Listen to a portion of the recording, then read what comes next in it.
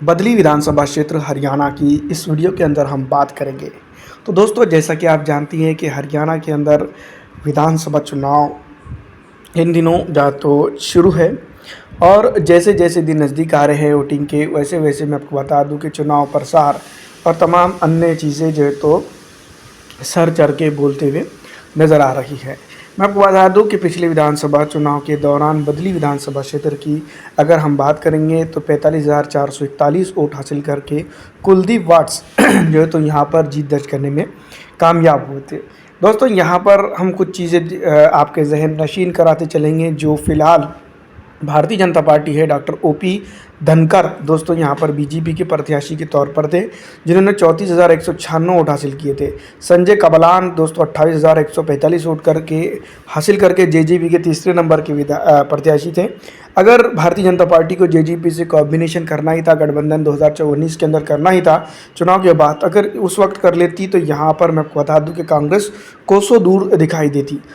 लेकिन दोस्तों, जिस तरह से मैं आपको बता दूँ कि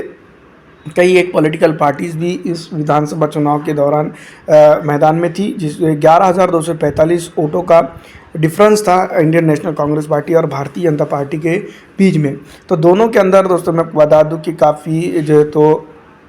उठापटक हुई थी और काफ़ी जो है तो यहाँ पर चुनावी बदलाव और तमाम अन्य चीज़ें देखने को मिली थी। इन तमाम तर चीज़ों के साथ मैं आपको बता दूं कि बदली के अंदर अगर हम बात करते हैं तो कुलदीप वाट्स जो है तो चुनाव चुनकर तो आ गए थे, लेकिन जनता के डेवलपमेंट की, जनता के तमाम अन्य चीज़ों की अगर हम यहाँ पर बात करें तो मैं आपको बता दूं कि उस तरह से उन्होंने जो है तो यहाँ पर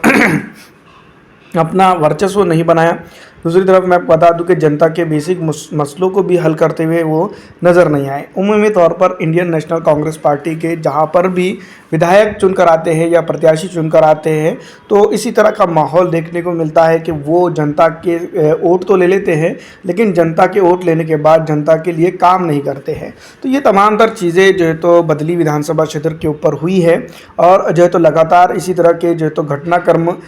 होते हुए नज़र आते हैं। तो ये जो है कहीं ना कहीं कांग्रेस को स्थिति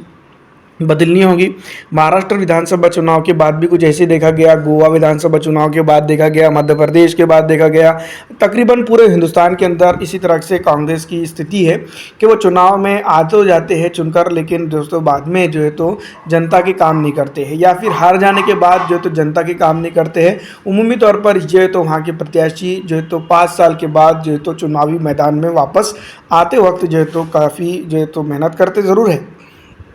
लेकिन जिस तरह से 5 साल में जनता के मसले मसाइल है वो उठाते हुए नज़र नहीं आते हैं। तो ये कहीं ना कहीं भारतीय जनता पार्टी और कांग्रेस के अंदर डिफरेंस है जो यहाँ पर उसको ले डूबेगा।